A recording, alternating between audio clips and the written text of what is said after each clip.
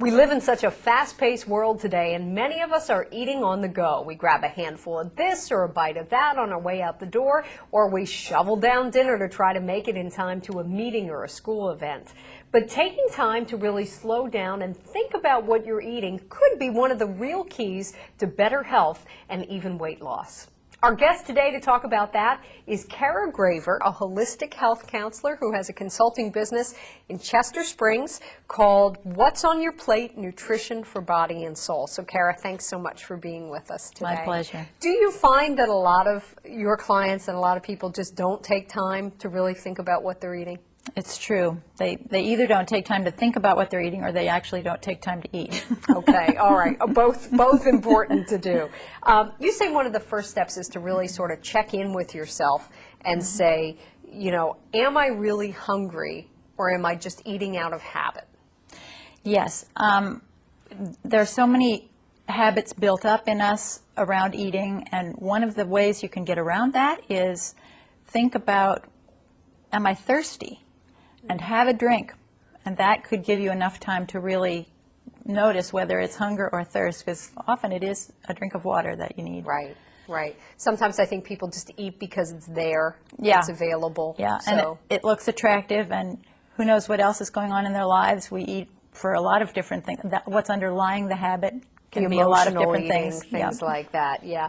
Just as important as thinking about, am I really hungry, it's important to not let yourself get to the point of being starving and ravenous. Yeah, because you're really not able to make a good decision at that point. Yes. You're desperate to have something. I have been there, and it's true. You grab whatever you can because you just need some energy. You need it quickly, especially if you have low blood sugar, which a lot of people do. I know I do. You can put yourself in a bad situation. Just as important is also recognizing your sense of fullness. Can you talk a little bit about that? Well, if we're eating quickly, we probably aren't recognizing when we're full. And a good trick for that is to chew your food thoroughly. Because if we're in a hurry, we're probably just tasting and swallowing. Right. But chewing 10 or 15 times may sound like a lot, but that will slow you down because we don't really notice that we're full. It takes 20 minutes for us to notice that we're full. So 20 minutes from the time we start eating. Yeah. For our brain Yeah. to kick in and say, And for I've some had people, enough. it takes longer. Yeah. So and savoring is really an important thing. many of us do not take 20 minutes to eat a meal. We shove it down in 5-10 minutes, and sadly, especially in our schools today, a lot of our kids in the cafeterias are you know, they only have 5 or 10 minutes to eat. So that's kind of ingrained. So, okay.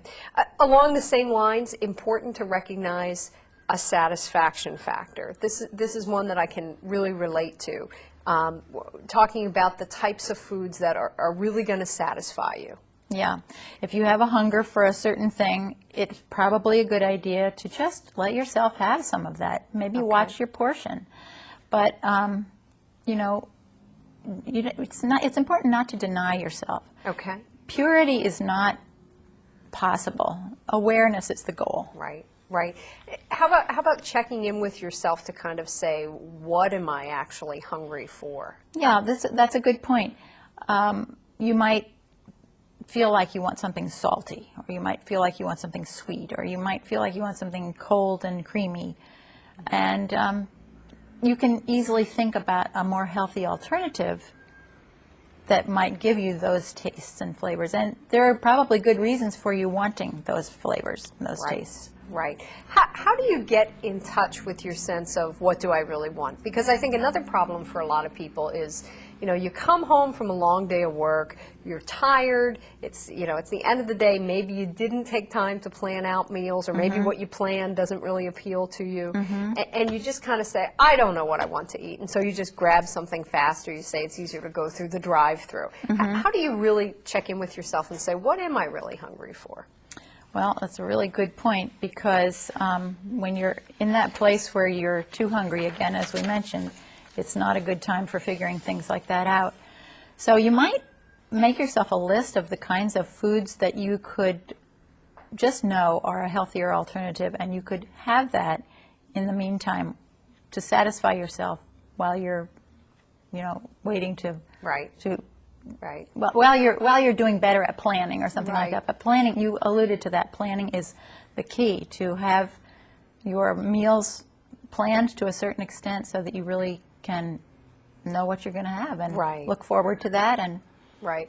And again, and you kind of alluded to this, if what we really want and what if it's truly going to satisfy us is that piece of cake or that cookie. You know, I have had instances where I really want a cookie, for instance, at Christmas time, and I say, no, I'm not going to have it. And so, you know, I start eating, you know, I eat my dinner and I don't have the cookie, and then maybe I have some crackers, and then maybe I have, you know, a spoonful of frozen yogurt. And by the end of the night, I've eaten more calories than I would have if I had just eaten the cookie to begin with. That's another really good point.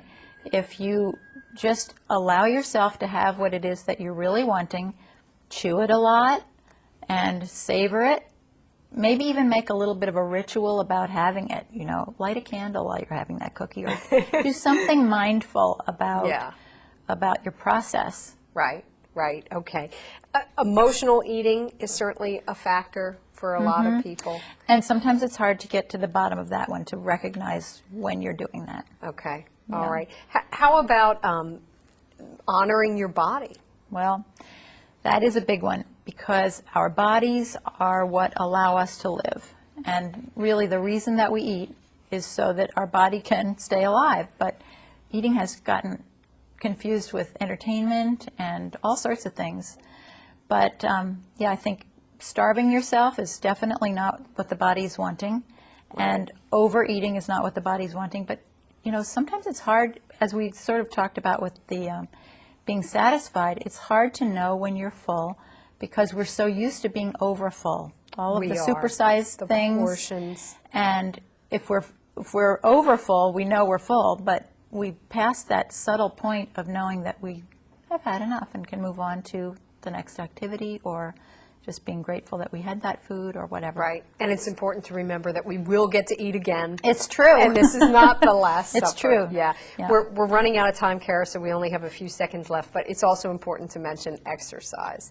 Yes. Yeah. You got to move, and it doesn't Yeah. have to be, you know, military style workouts, but you have to get some physical Exactly. And there's so many ways to have exercise that are really fun. Super. Dancing, whatever. We want to remind people to visit our website. It's the www.pottstownfoundation.org. Taking a minute to think about what you're eating can really make a big difference. Ask yourself if you're really hungry, or if you're just eating out of boredom, frustration, or nervousness, or maybe you're just thirsty. Get in touch with your sense of fullness. Don't eat until you're stuffed, and don't wait until you're starving to eat, or you may overdo it. For more information, visit our website, www.pottstownfoundation.org.